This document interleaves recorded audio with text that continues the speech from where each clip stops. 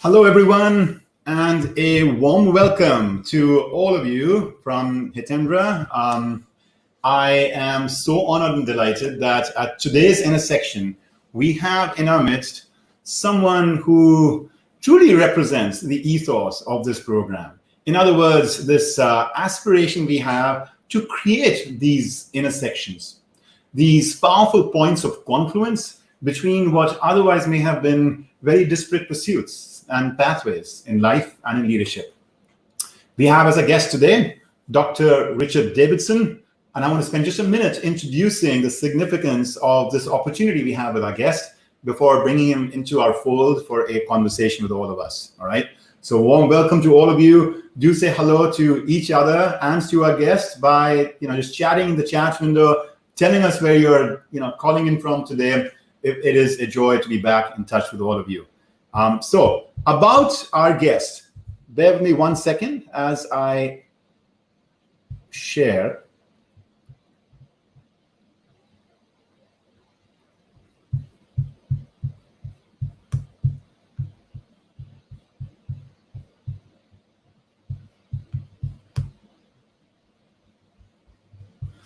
So Dr. Richard Davidson, or as he's popularly known as Richie, is a pioneer in studying the psychology of emotions from the vantage point of the physiology of the brain. He is the founder as well of the Center for Healthy Minds. He is a professor of psychology and psychiatry at the University of Wisconsin at Madison, which has been his platform through which a lot of the science has been done over the last several decades.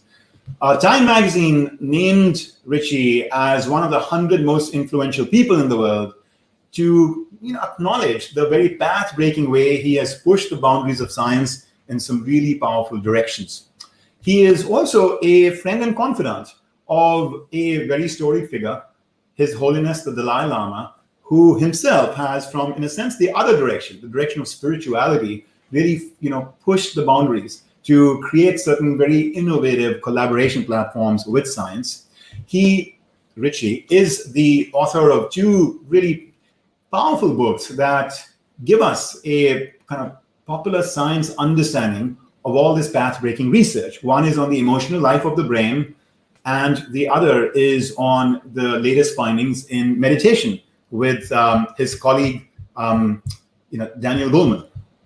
In addition, he has also sought to really translate the science into practical impact for the world. And we're going to be talking today not just about the science, but also about this power of this practice in real life through the Healthy Minds Institute and a few offerings they have from there, including this app that all of you, I think, will be delighted to be able to access. And so on that note, let me, at this point, invite in our midst, Dr. Davidson. It is a pleasure to have you with us. Thank you for joining us. I'm so happy to be here. Thank you for having me. Very grateful. And I'm noticing as I look at the chat window, which I'm just going to scan for a minute here, Dr. Davidson, is that in our midst are folks from your own home base. So there is Frank, who's actually, coming in from, Wisconsin, from Madison, right? And then we have folks all the way from India, from Italy, from Mexico. It's from France. It's beautiful to see the global, community that we all have here, and I'm sure more will be coming in the next few minutes as well. So thank you so much for joining us for what truly is a conversation about a universal truth, a universal idea, the pursuit of well-being. Dr. Davidson, or Richie, if I have the permission to call you that. Of course, please. Yeah, my maybe first question for you is, how did you get started on this work? One thing really unique about you is that you're not just doing the outer work of a scientist, you're also doing the inner work of a truth seeker. In other words, from everything I know about you, you have pursued this path of, for example, mindfulness and meditation in your own life as well. Did that interest come first and then you started to do the science, or did the science come first and then you got drawn to doing the inner work?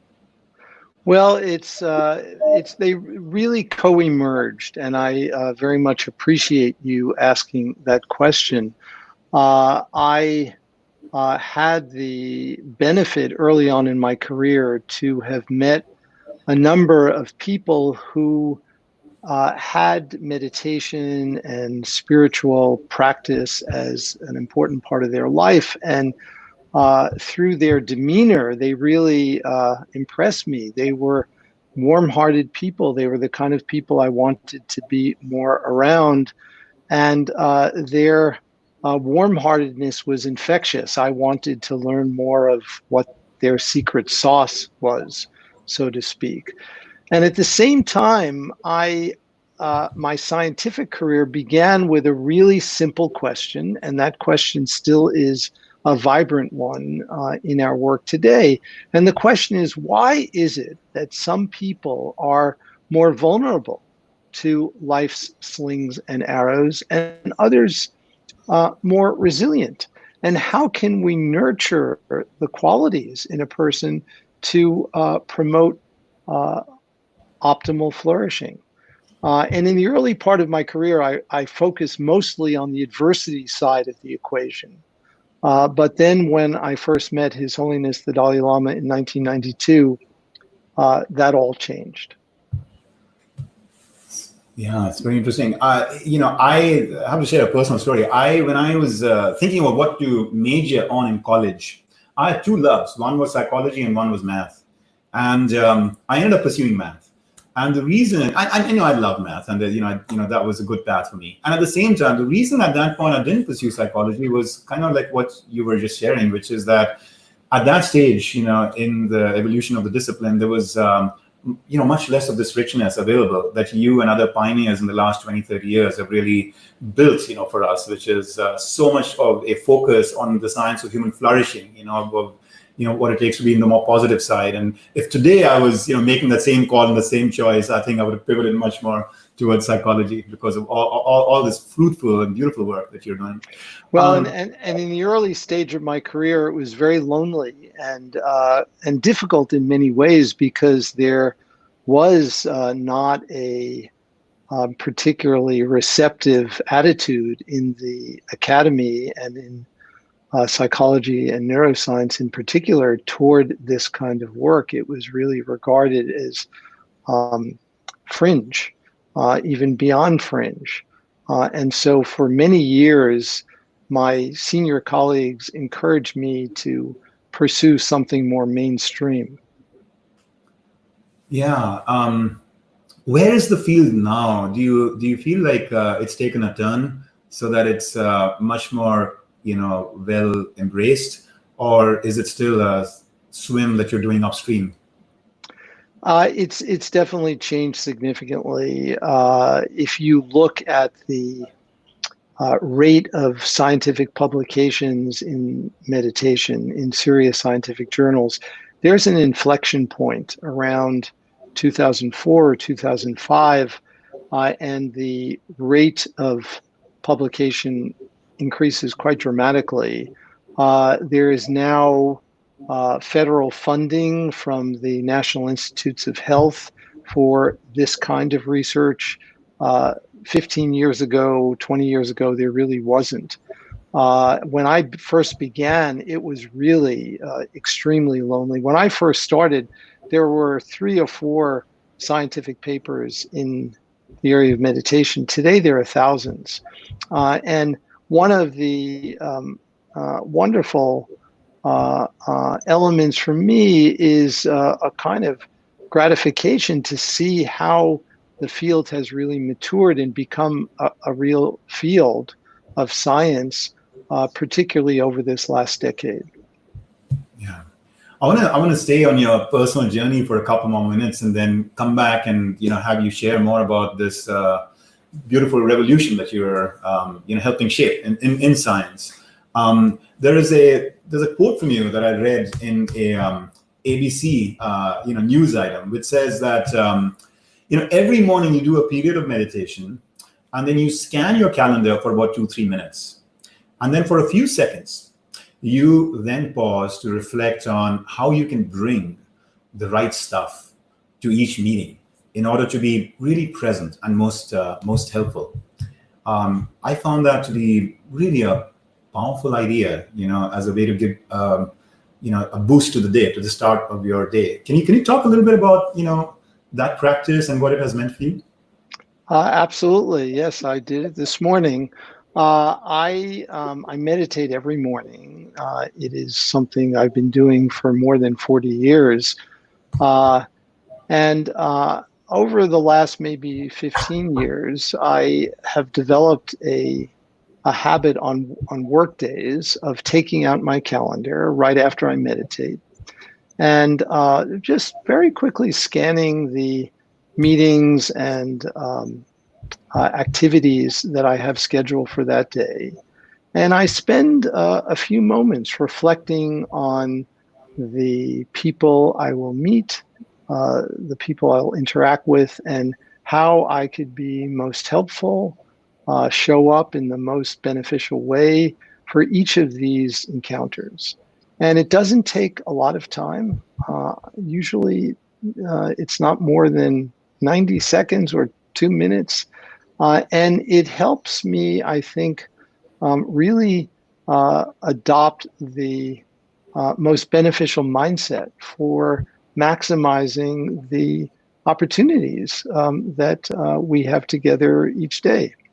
And so I've talked about that simple practice, and my aspiration is that this could be helpful to others. Especially at a time like this when the world is going a little bit topsy-turvy. We had one crisis and then we've just been hit upon with yet one more. We had, anxiety and depression on the rise. And now there's also a hurt and dismay and anger, in some of the more recent developments. In that context, some of these practices that you have studied, that you have inculcated in yourself, what would be some tools, in addition to the one that you so beautifully have just shared, which could be of value, to our community? I noticed on one of your websites, you said that well-being is a skill. In other words, not necessarily just a quality that some people have and others don't. So I'm intrigued about that. And tell us what might be some practical advice that we can offer our audience here.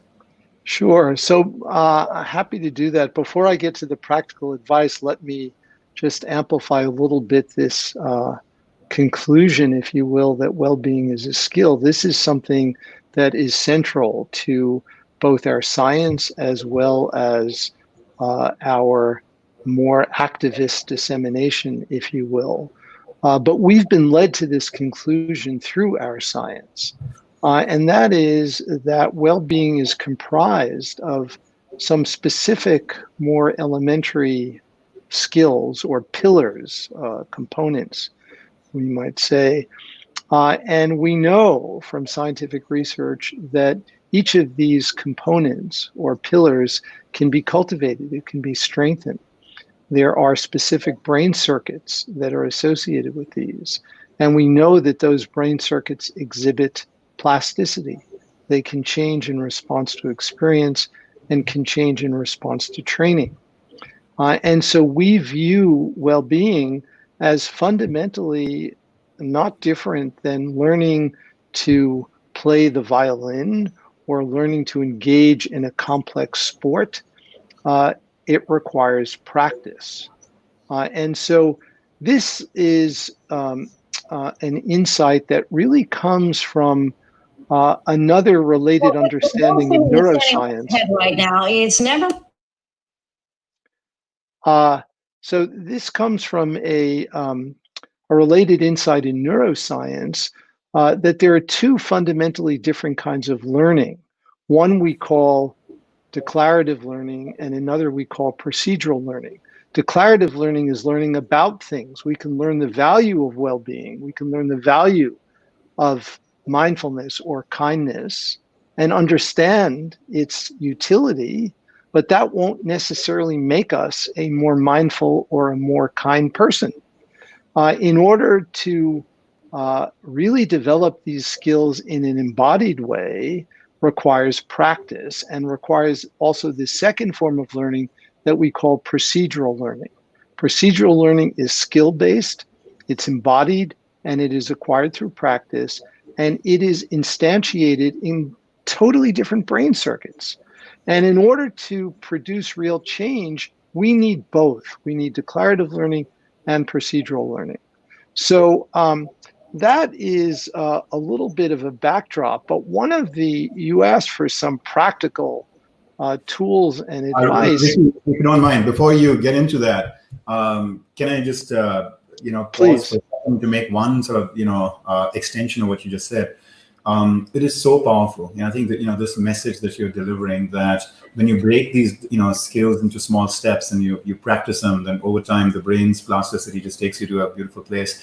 Part of my work is in leadership. Beyond the focus on life, and I find that the same idea that you just offered is so critical for us to embrace in developing leadership skills as well.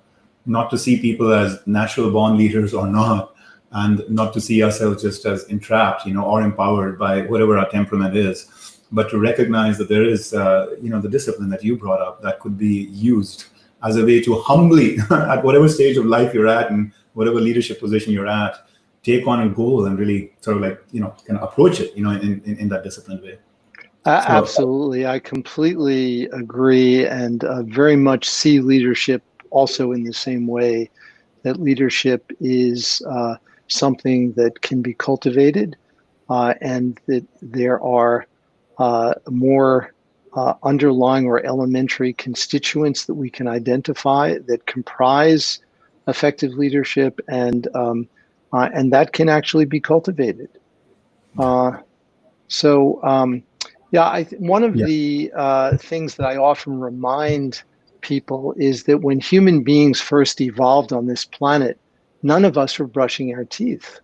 And yet today, I think most people would agree that most people on the planet brush their teeth. And this is not part of our genome. This is actually a learned behavior. And we do this because we recognize that this is important for our personal physical hygiene. What we're talking about now is something important for our personal mental hygiene. And I think most viewers, particularly who are here, would agree that our minds are even more important than our teeth. And my conjecture, which is based on a lot of scientific evidence and also personal experience, that if we spent even as short a time as we do brushing our teeth each day, nourishing our mind in positive ways, this world would be a different place. That's beautiful. I am going to quote you, actually, where you said something, which I think just speaks to that so eloquently. And you said, I envision a day when mental exercise will be as much a part of our daily lives as physical exercise. And like you said, personal hygiene. So powerful. So let's go for it. Let's get some guidance from you on some practical tools that, especially at a time so charged and challenged like this, we can all embrace. Well, one of the important elements, particularly in a situation the likes of which we're all in today in this pandemic, and also here in the US with the divisiveness of inequality that has been so rawly exposed. When we reflect on the granularity of our daily lives, there's so much of activity that actually is quite positive. People are, on the whole, good to one another. The very act of physical distancing, which we're asked to do in this time of the pandemic, is beneficial not only for ourselves, but also to minimize the likelihood that we spread the virus. And so it's an act of generosity. When we pause and appreciate all of the individuals whose livelihoods we depend on, people who may deliver things to us, people who are on the front lines, medical providers, all of these individuals who help to make our lives function, particularly at this time. When we reflect on all of the individuals it requires to put a meal on the table and think about that deeply, we recognize how interdependent we actually are. And so spending a few intentional minutes every day, bringing into our minds and our hearts individuals whose actions are of some benefit to us and expressing our appreciation, and even formulating how we might express our thanks to them if we see them in the world. Nurturing that kind of warm-heartedness through recognizing appreciation is something that is very accessible, and it is so prevalent in our daily lives, but we tend to ignore it. We pass it by. We have a fleeting thought and we don't savor it. And this is an invitation to spend a few intentional minutes and actually strengthen those qualities, because they are so important. They are an elixir which can really calm our minds and help us, particularly in this time. Yeah, very nice.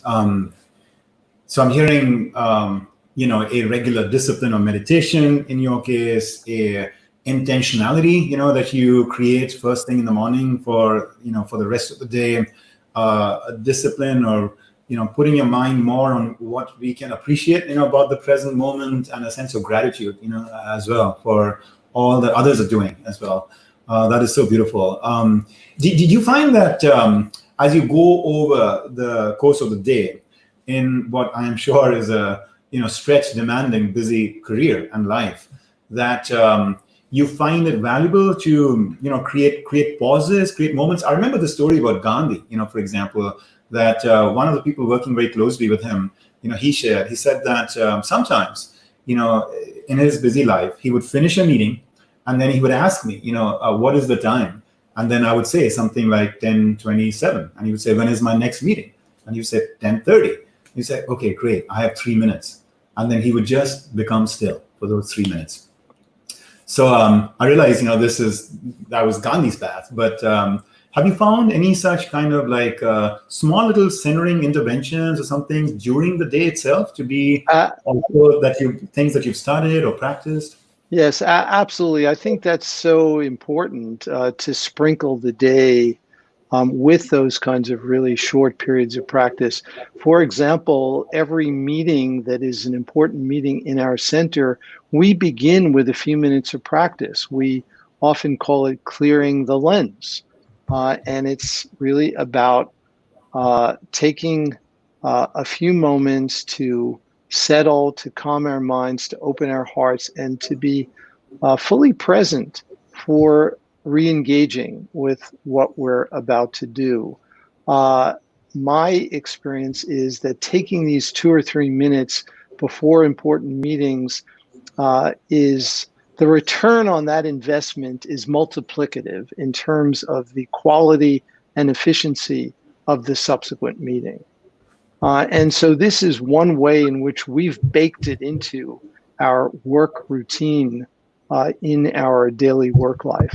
Another period during the day where I find this is easy and enormously helpful, and it could be done with one's family too, is around mealtime.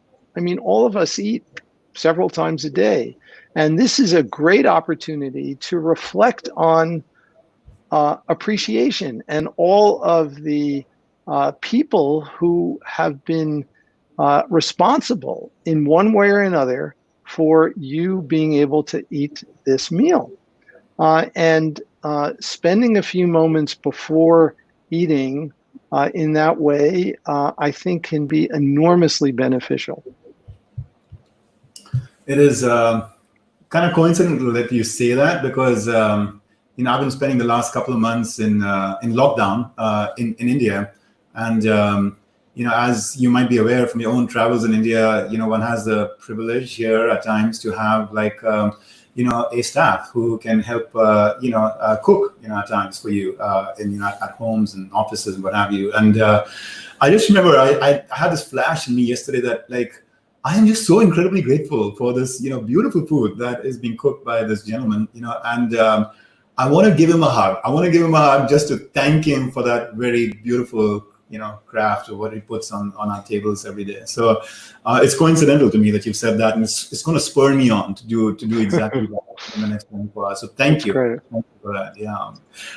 There's some nice, I think, stream of thinking going on in our community in the chat window. I'm just going to open up for a couple of just like observations from them to invite them to the conversation as well. So let's see. So there is a kind of little bit of curiosity that people are having. For example, from that statement from Mr. Sethi, and then this one from Nick about declarative and declarative, and you used some really powerful concepts there that people are intrigued about. And so they're asking, where can they read about it? Where can they get a little bit more insight about that capacity to learn and master, well-being? The Center for Healthy Minds that I direct has an extensive website with all of our publications freely available. And I would encourage you to go to our website. It's the Center for Healthy Minds at the University of Wisconsin-Madison. And there it is on the screen. Also, in terms of practical tools, a number of years ago, I started a nonprofit company called Healthy Minds Innovations. And the mission of this nonprofit entity is to take the insights from our science and turn them into tools through which we can cultivate and measure well-being at scale. And one of the things that we've done is created this app called the Healthy Minds Program. It is freely available thanks to the generosity of our donors and funders. And this encompasses this scientific framework for understanding the plasticity of well-being. And it includes 4 major pillars. The first we call awareness, which is where mindfulness would be. The second we call connection, which is about qualities that nurture healthy social relationships, qualities like appreciation, gratitude, kindness, compassion. The third pillar is insight. Insight is about self-knowledge, and specifically knowledge of the narrative about ourselves that we carry and how we can develop a healthier relationship to this narrative. And finally, the fourth pillar is purpose, identifying our true north. And most importantly, how can we align more and more of our everyday behavior within our core sense of purpose? The app includes scientific information about each of these 4 pillars. It also includes specific practices through which you can cultivate each of these 4 pillars of well-being. And the app finally includes tools to measure your progress along the path. So you can get information about how these 4 pillars are present, the extent to which they are strong qualities, the extent to which it may be important to nurture those qualities, and you can see how they change over time. Thank you for sharing that. That framework that you mentioned is powerful. Those four parts of that journey. I got sparked about insights. I think maybe that's the part that relates best to this next question, from me, which is in your own journey, both in doing the science and in pursuing, this, inner kind of journey for yourself. What has been the most significant change that you've experienced for your own self? Well, I've been doing this kind of work for quite a long time now.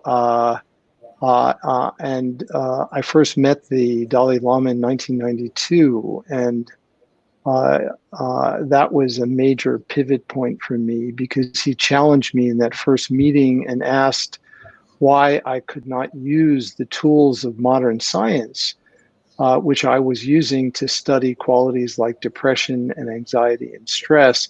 And he asked, why can't you use those same qualities to study kindness and to study compassion? And that really began a pivot, and it was a wake-up call. And I think that in terms of, for me, the most noticeable sorts of changes over the years is that now I can say with completely unequivocally that this is really the purpose of my life. I am on the planet now to do this work. And it has given me another thing I think that has changed is the confidence that I have in the importance of this work. And it's, I don't want to sound arrogant about this confidence. It's a quiet kind of confidence. It's a kind of conviction that this is something that the world really needs. And I don't have the answers in terms of telling people how it can be done. I think it's very likely to be different for different kinds of people. I often tell people, you know what the very best form of meditation is that you can do? The best form of meditation that you can possibly do is the form of meditation that you actually do. And so there's so many things we don't know, but the one thing that I feel like I do know, and that I can go to the mat with even the most skeptical scientist, is that well-being can actually be nurtured. The details are still, there's a lot that we need to learn. But the fact that we can actually promote human flourishing, to me, is beyond the shadow of a doubt at this point in time. And I think most people would agree that the trajectory that the world is on right now is not a particularly healthy one. And I think this pandemic is an opportunity to stop doing what we've been doing and recalibrate. And I believe that this work now is more important than it's ever been. Yeah, that's beautiful. I have a follow-up question. Before I get to it, let me just share this comment from Larry, where he's saying he's downloaded the app. He actually did that yesterday. And apparently, Larry, you like it. So that's great. Where do you see the science taking us next? One of the things I've been intrigued about is that, if you think about science in the traditional sense, it is meant to open new vistas and frontiers in human knowledge. And this science that we are pursuing today on meditation is actually taking something that has been pursued for thousands of years and illuminating a scientific sort of rigor, and a lens, the power of a practice that, communities who have been pursuing it have known for a long time. So is the science merely going to be sort of a validator, or you're also seeing ways in which the science is providing some, practice, some tool, or some insight back to those truth seekers who can now benefit from this more scientific advancement, of their discipline? I see it's a great question. Thank you so much for it. I see multiple streams in the science. There is basic science, and there also is more translational science, which the latter of which is addressing more practical issues. On the basic science side, I think that there are many really deeply important questions that are being addressed. For example, what exactly is the relationship between the mind and brain and the body in specific contexts? And so, for example, we know that one of the powerful impacts of certain kinds of meditation is to decrease inflammation in the body, and inflammation plays a major role in many chronic illnesses, including in the dementias. And so unpacking and really better understanding how these are connected is a major area of scientific inquiry today, and there are new methods to begin to look at this. And so there are going to be some very exciting developments. On really pushing things, there is the science around the dying process, which is, I think, going to be really important over the next 10 years. The conventional Western understanding of death as being a kind of binary process, and when you stop breathing and the heart stops beating, you're dead. There's more and more evidence to suggest that that simple-minded notion is just not true. And being able to probe the actual process in a much more granular way of what occurs is going to be, I think, extremely revealing and important. And of course, the contemplative traditions have their own beliefs about the dying process, and it will be very interesting to juxtapose some of those beliefs with the scientific evidence as it begins to emerge. And then on the translational side, there are some very practical questions. I'll give you an example. Let's say a person decides that she or he will allocate 15 minutes a day to practice meditation. Say they're a beginner and they want to start practicing. Is it better for them to practice in one single 15-minute period, in 3 5-minute periods, in 5 3-minute periods, sprinkled throughout the day? That question has not even been asked in the scientific literature. So we do not have an answer to that. My conjecture is it probably differs for different kinds of people, but that's something that we can empirically study that may be of great value in helping people to launch a practice. A related question is, and this is something we're doing with our app, you can practice in a formal meditation, but you can also do more active practices. You can practice while you're engaged in activities of daily living. You can practice while you're walking, while you're commuting, while you're doing physical exercise, while you're cleaning your house. And we don't know to what extent practices while you're engaged in those kinds of activities of daily living produce effects which are comparable to more formal meditation. And this is a simple but yet practically very important question that we are going to be able to address through the app. As the app is used by more and more people, we'll be able to collect these kinds of data, which will be of great interest and I think be helpful to people.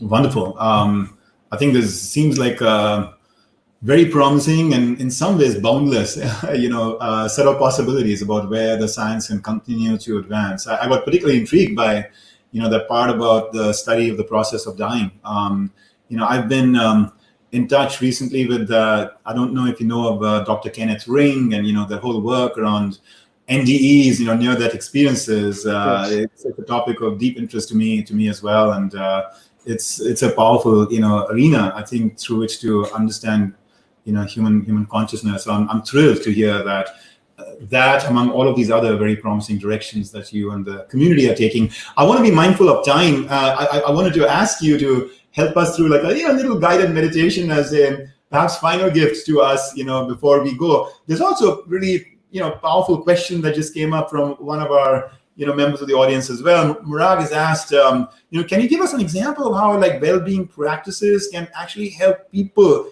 evolve deeply ingrained beliefs? I thought that especially with what is going on in the world right now, there is such a critical need for people to be open to revising and revisiting some of these ingrained beliefs. Rishi, I don't know if you think you have a moment, maybe just to give some insight on that, and then perhaps I can invite you to end this conversation with us through a small meditation that you can lead us through. Yes.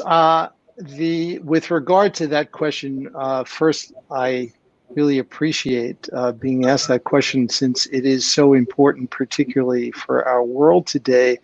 And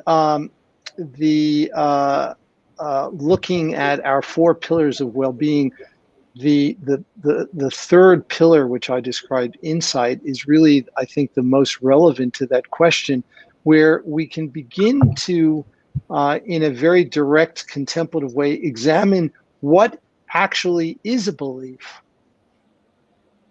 and how do we hold a belief. And when we begin to critically examine that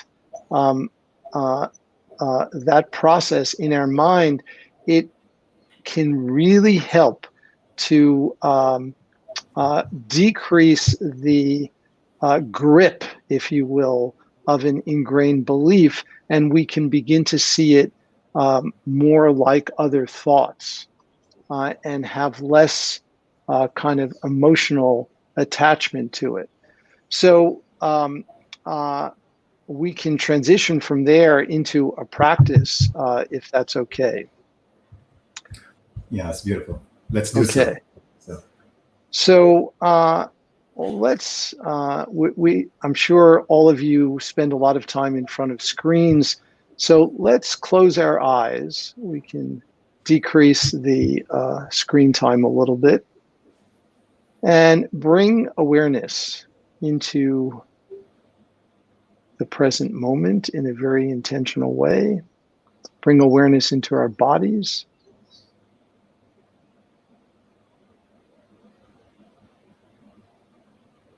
And whenever we do a practice like this, however brief, it's always helpful to remind ourselves at the beginning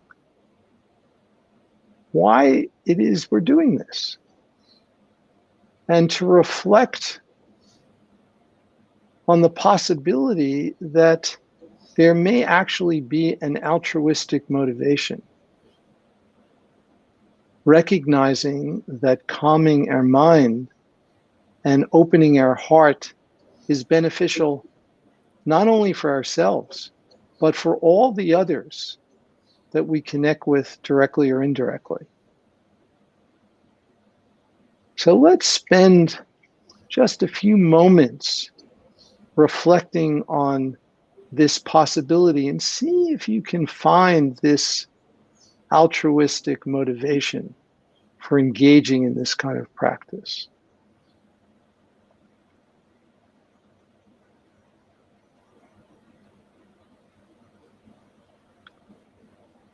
And now let's take a few moments to bring awareness into our bodies.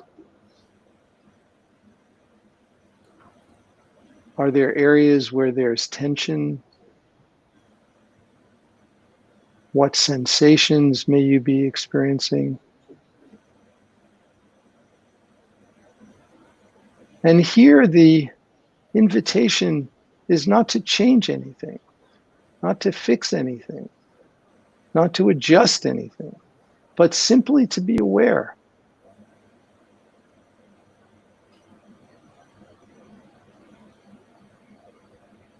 And so using this extraordinary gift that every human being shares of awareness, infusing our bodies with awareness.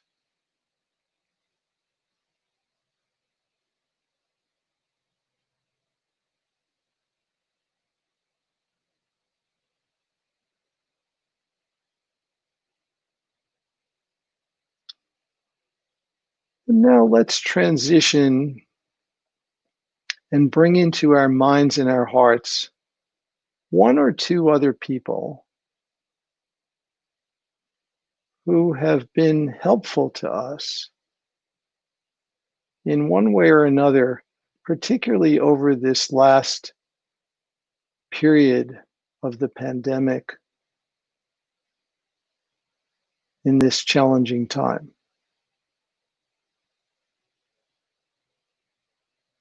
It may be someone we live with, a spouse. It could be a member of our family, could be someone who works with us, a close friend. It could even be a pet.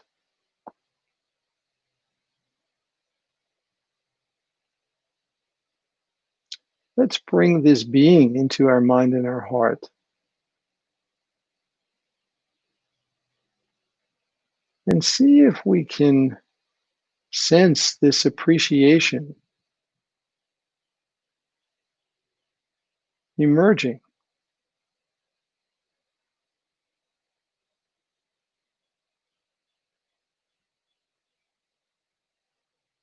And even reflecting on how we might express our gratitude to this person or being the next time we encounter them.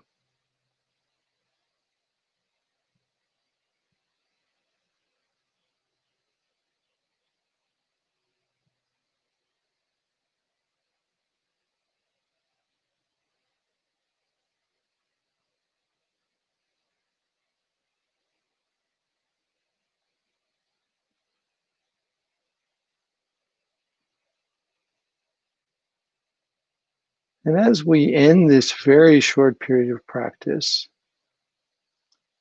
one of the other things that we always do when we sit down for a formal practice is, before we close, reflecting on how we can bring whatever insight, however small it might be, whatever glimpse from this short period of practice, and actually bring it out into our lives to benefit others.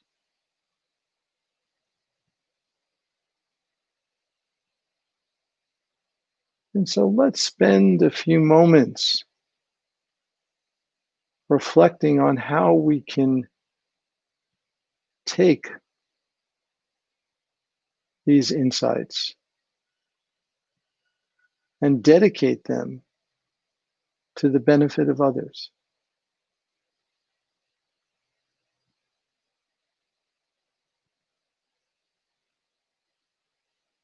And let's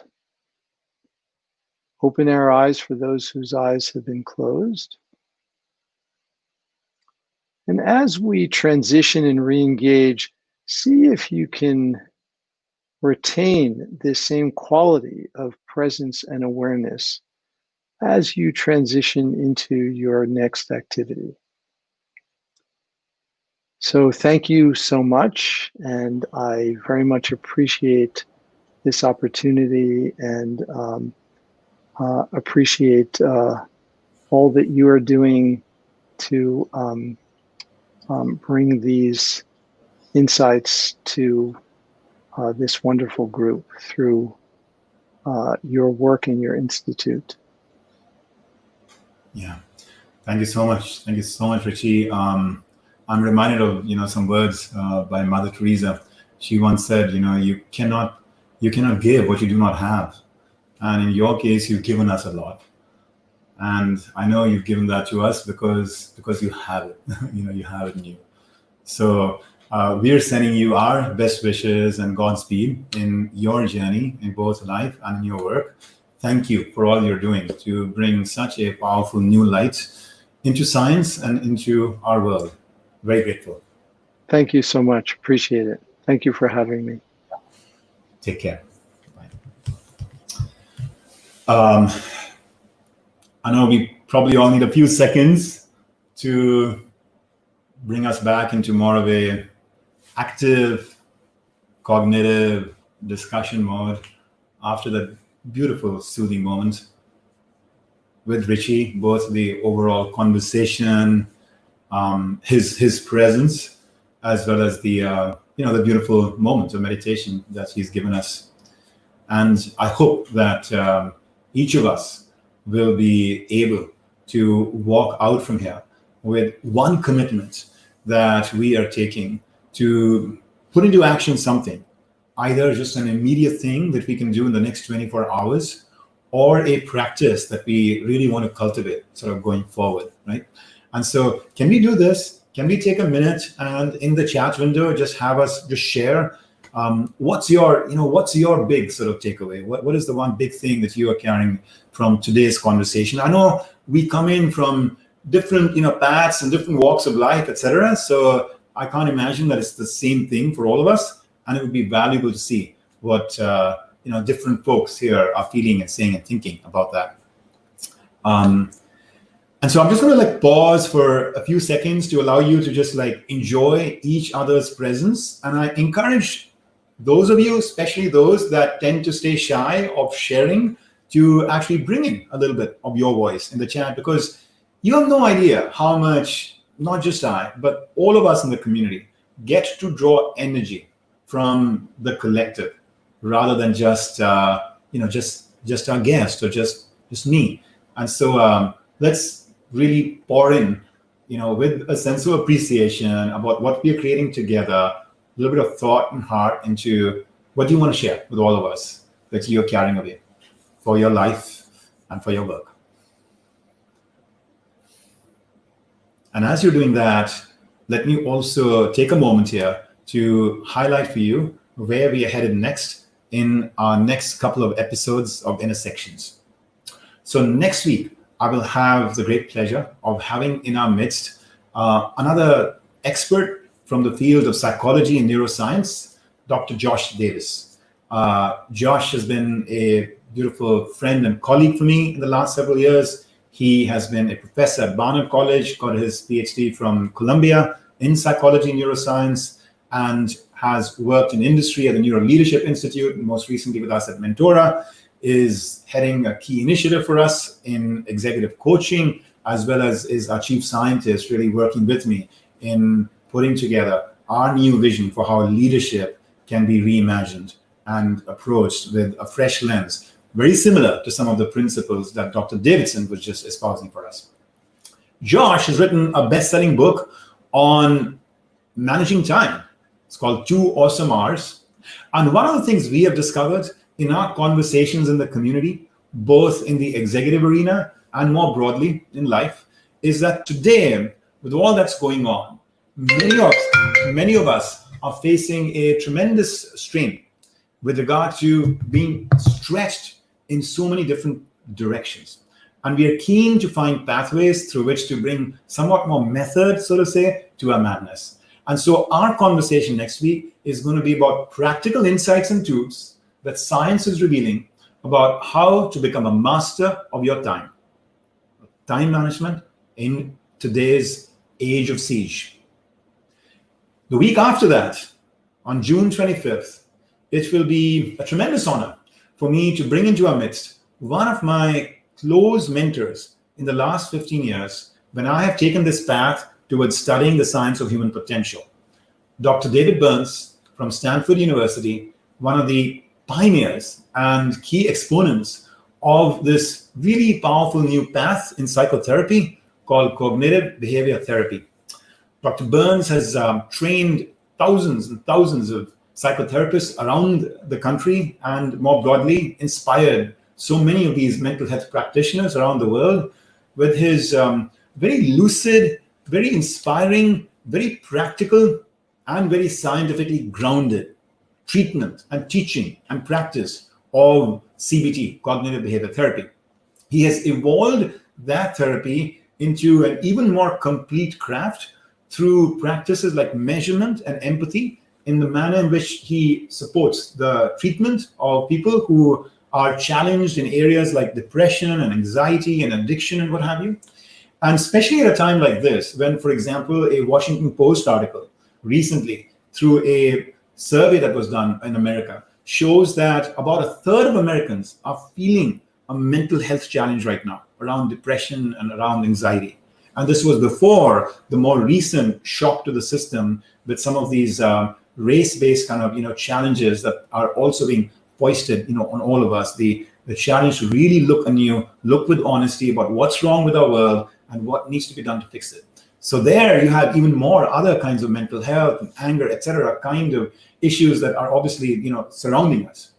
And one of the things that I've really worked on with Dr. Burns is to translate that language of, if you want to call it pain, and how to kind of walk away from pain into the language of gain. In other words, How do you actually take this emotional life of ours and rather than purely seek to pull ourselves up from the darker states, also seek how we can lift ourselves up into the high performance states, exactly along the lines of what Richie was just talking to us about his passion.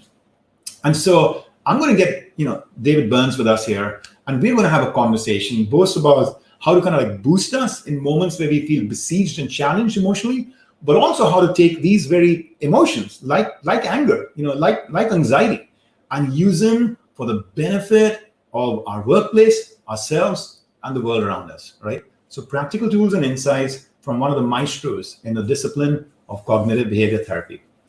All right, and so on that note, I'm ready to sort of like call it off for today, give you 5 minutes back of your scheduled hour to go and practice gratitude, appreciation, mindfulness, meditation, something that can bring you to your best self and help you support bringing others to their best self as well.